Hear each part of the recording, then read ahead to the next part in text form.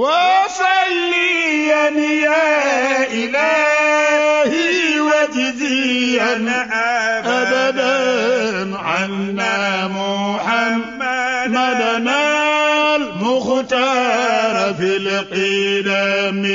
gannaaw ba nga xamee ne njiital réew mi kii di Macky Sall daal dina jël ak ndogal ci tolluwaayu mbas mile mu nekk nag couvre-feu bu ànd ak état d'urgence bu jàpp ci ñaari région yi di Dakar ak Thiès ñenn ca ndaw ñi yeewoo nag ci diwaanu Fass Mbao jàpp tali Mame Diarra ñoom nag daal dinañ koy nakarlu bu baax ba waral nag ñu daal di def ak manifestation daal dinañu nag taal ay pneu ca pont ba jógee Fass Mbao daal di nag dem tali Mame Diarra ñoom nag ñu daal di koy nakarlu bu baax information yi lañ ci daal di jote am bu ngeen taaxirloo tuuti luñ ci jot amal rek ñu faram fàcceel leen ko.